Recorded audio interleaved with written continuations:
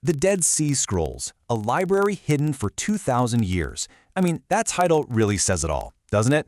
For nearly 2 millennia, they just lay there, hidden in the desert, a whole library of secrets locked away in clay jars. Today, we're going to unlock that story. Okay, so let's set the scene. It's the spring of 1947 in the Judean desert. You've got this young Bedouin shepherd, Mohammed Adhib, and he's just out looking for a lost goat. A pretty normal day. Well, maybe out of boredom, he tosses a stone into a dark cave opening, and instead of a thud, he hears a shatter. The sound of breaking pottery. That one sound, that single moment of curiosity, would kick off what's been called the greatest manuscript discovery of modern times. No exaggeration. Seriously, think about that. It was a discovery that almost didn't happen, a moment of pure chance that would go on to completely reshape our understanding of ancient history. So he climbs into that dark cave, and what does he find? Not gold, not jewels, nothing you'd expect from a treasure story. He finds 7 leather scrolls, carefully wrapped and stored away in jars. They were ancient, mysterious, and so much more valuable than any treasure, because they were a direct link to a lost world. But here's the thing. Those first 7 scrolls, that was just the beginning.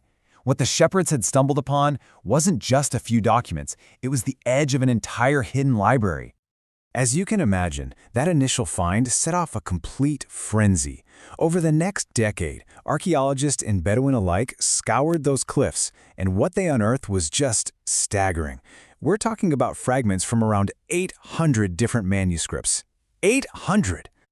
So what was actually in this massive library? Well, scholars have basically sorted it into 3 main categories. First, you've got biblical texts, and these are a huge deal, the oldest copies of the Hebrew Bible ever found by 1,000 years. Second, there are apocryphal works. Think of these as the lost books, like Enoch and Jubilees, that were really popular at the time but didn't make the final cut. And third, the most mysterious of all, sectarian texts. These were the secret rulebooks and prophecies of the very community that hid these scrolls. And the quality of this stuff is just incredible. These weren't random notes. They were meticulously copied by scribes in the 3 major languages of the region: Hebrew, Aramaic, and even some Greek. And they didn't just dump them all in one spot either. This community spread their library out across 11 different caves all around their settlement at Qumran.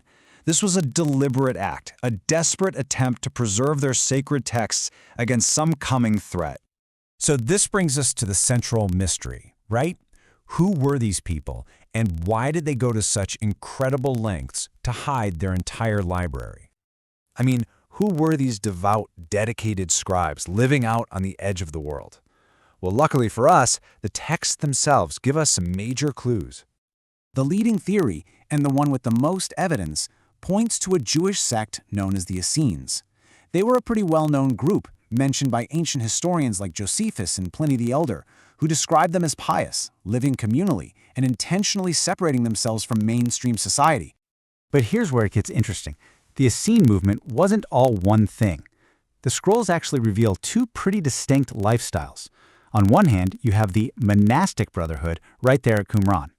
These guys were celibate, shared all their property, and dedicated their lives to intensive study. But then, another text describes Essenes living in camps or towns. These people married, had families, and owned property, all while still living by the sect's incredibly strict rules. Now, you'd think the discovery of the scrolls would be this amazing triumphant moment, and it was. But what followed was decades of frustration, secrecy, and bitter conflict. The story of their publication became a whole drama in its own right. And I'm not exaggerating. Scroll scholar Giza Vermes flat out called it the academic scandal par excellence of the 20th century. Wow. So what went so wrong? Well, in 1952, control over almost all of the unpublished fragments was given to a small, international team of just 7 scholars. 7! For nearly 40 years, they held a monopoly on the texts. It wasn't until 1991, after immense public and scholarly pressure, that the floodgates were finally opened and the entire collection was made accessible to everyone. This secrecy rule created what many called an academic cartel. For a generation, research was stalled while the world waited for this small group to publish their findings, a process that moved at a glacial pace. It was a massive, frustrating delay in understanding one of history's most vital discoveries. So after all the scandal and the long wait, why do these scrolls ultimately matter so much? Because they didn't just add to history, they fundamentally rewrote it. To understand their impact, just consider this. Before 1947, the oldest complete copy of the Book of Isaiah we had was from the 9th century CE. But the great Isaiah scroll found in that first cave, it's dated to the 2nd century BCE.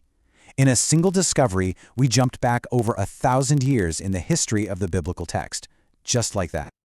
And maybe the biggest revelation of all was that the Bible wasn't set in stone during this period. Not even close.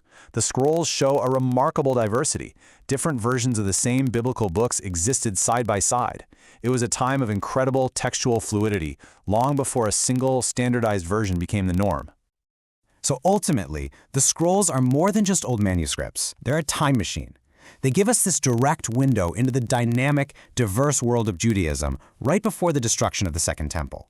They show us the world from which both Rabbinic Judaism and early Christianity would emerge, and they give us an intimate look at one unique community preparing for what they believed was the end of days. The Dead Sea Scrolls have answered so many questions about our past, but for every answer they've provided, they've raised a dozen new ones. They remind us that history isn't a closed book, and that deep in the desert, or maybe hidden in a library archive, the next great discovery could be waiting. What secrets are still out there?